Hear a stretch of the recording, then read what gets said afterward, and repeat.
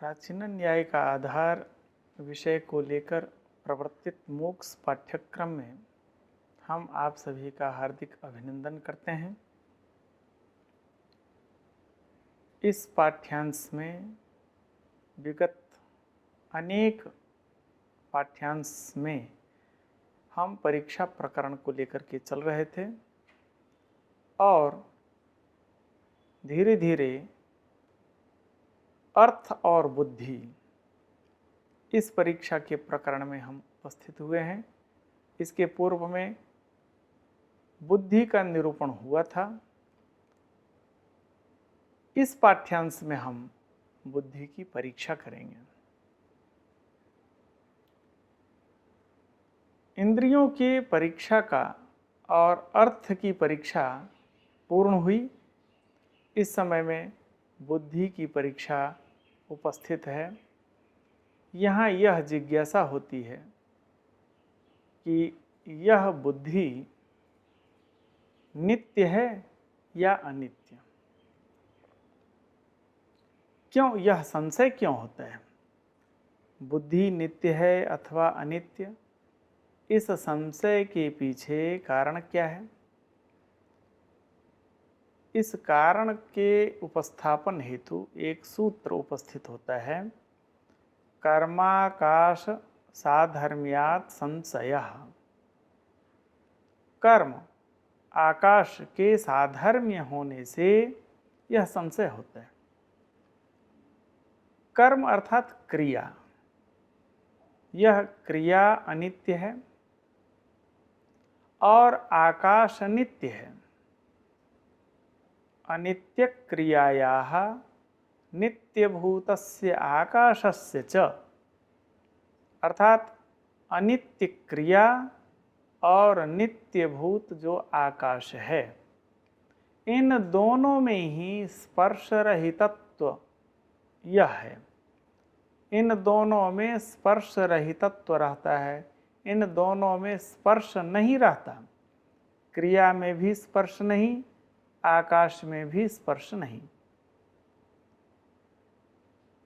जब कर्म का साधर्म्य कहा जा रहा था, वहाँ यह कहा गया गुणादि निर्गुण क्रिया।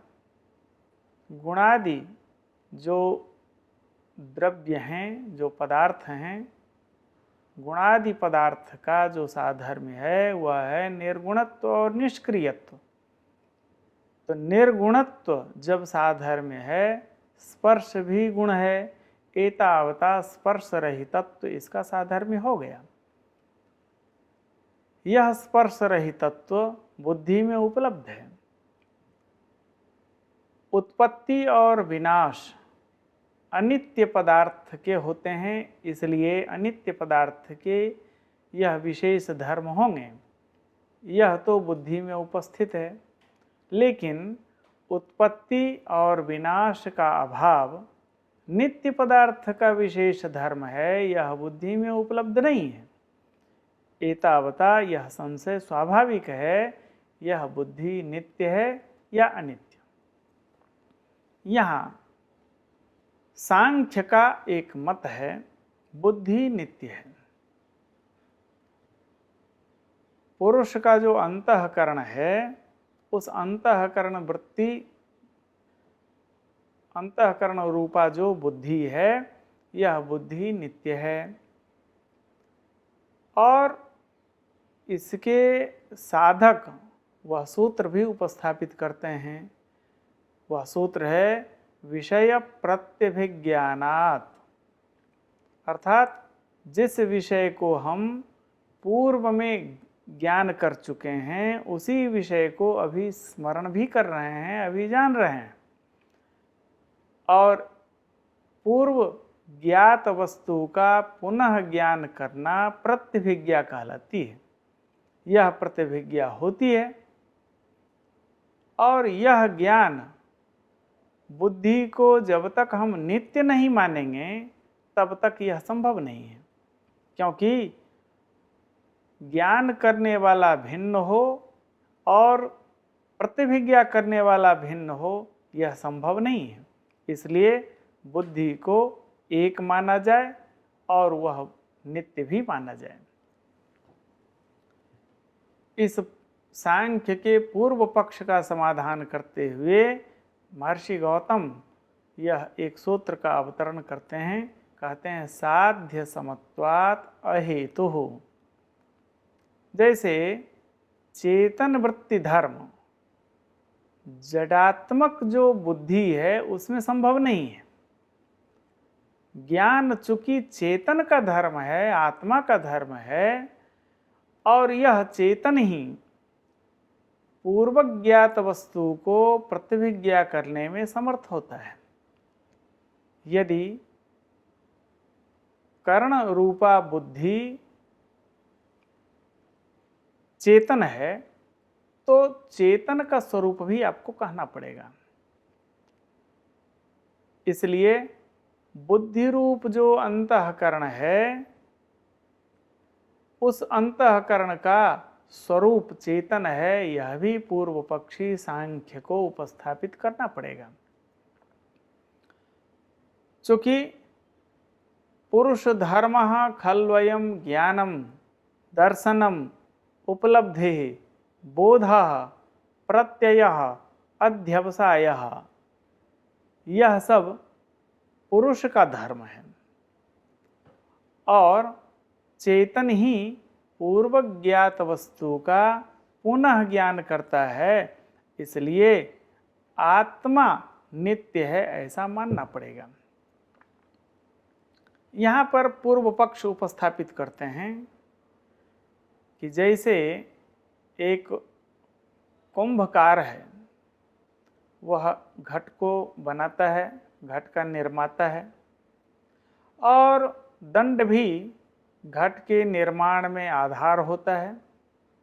इसी तरह जो बुद्धि है, अंतःकरण है, वह ज्ञान का कर्ता होने में सक्षम है। कहने का आशय यह है कि ज्ञान में रहने वाली जो वृत्ति है वह ज्ञान से भिन्न नहीं है। इसका समाधान देते हुए पुनः गौतम कहते हैं न युगपद अग्रहणात्। एक समय में ज्ञानद्वय संभव नहीं है। अनेक विषयक ज्ञान एक कालावच्छेदेन संभव नहीं होता। इसलिए एक अन्य सूत्र भी है, युगपज ज्ञानानुत्पत्ति ही मनसोलिंगम। मन के होने में यह प्रमाण भी दिया गया है, युगपज ज्ञानानुत्पत्ति, एक समय में अनेक ज्ञान की उत्पत्ति संभव नहीं है। इसी तरह एक काल में अनेक विषयक ज्ञान संभव नहीं है। यदि ज्ञान बुद्धि से अभिन्न हो जाए तो वृत्तिमान अर्थात ज्ञानवान आत्मा नित्य है। या सांख्य मत में जो वृत्तिमान है वह सांख्य मत में नित्य है, तो वृत्ति को भी नित्य मानना पड़ेगा। इस तरह से वृत्ति और वृत्तिमान के नित्य होने से विषय ज्ञान भी नित्य होने लगेगा। फल क्या होगा? एक ही समय में अनेक विषयक ज्ञान होने की आपत्ति होगी, लेकिन आपाततः सिद्धांततः यह स्वीकार्य नहीं है। एक समय में अनेक ज्ञान संभव नहीं होता। अब प्रश्न है, यह बुद्धि किसका गुण है? शरीर का गुण है, आत्मा का गुण है, या मन का गुण है? समाधान देते हैं, बुद्धि आत्मा का गुण है। नेन्द्रियार्थयोः तद विनाशेपि ज्ञानावस्थानात्।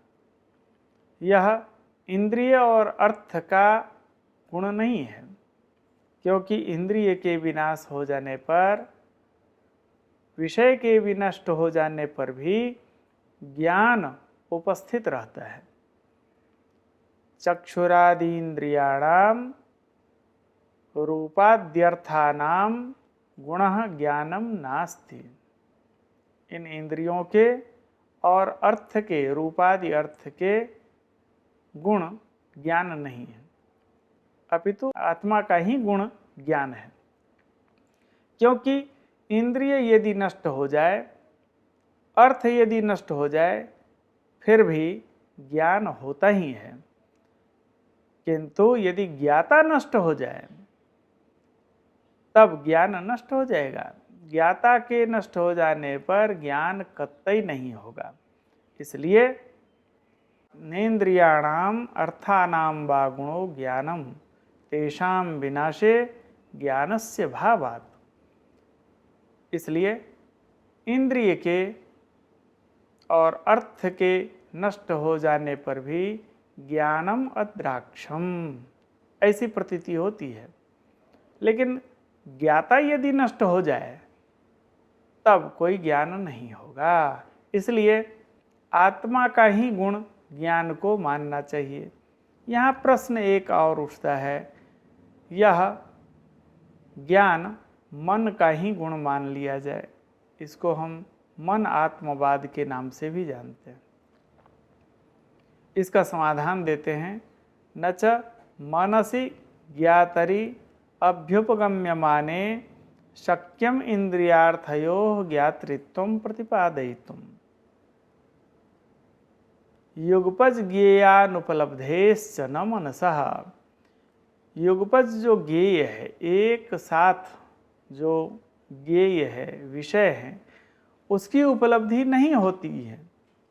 इसलिए यह ज्ञान मन का गुण नहीं कह सकते हैं। अर्थात एक समय में अनेक विषय की उपलब्धि नहीं होती है, इसलिए मन का यह गुण ज्ञान नहीं हो सकता। यदि हम कहें मन को हम विभू मान लें तो एक साथ अनेक ज्ञान हो जाएगा, तब तो आत्मा भी विभू है, मन भी विभू हो जाए, तब एक ही काल में सर्व विषयक ज्ञान होने लगेगा। इसलिए न तो हम मन को विभू कह सकते हैं और न ही यह मन का विषय मान सकते हैं ज्ञान को। इसी तरह अन्य भी पूर्व पक्ष और समाधान पक्ष उपस्थापित होंगे। इस चर्चा में आप सभी सम्मिलित हुए, इसका हम आभार व्यक्त करते हैं। धन्यवाद।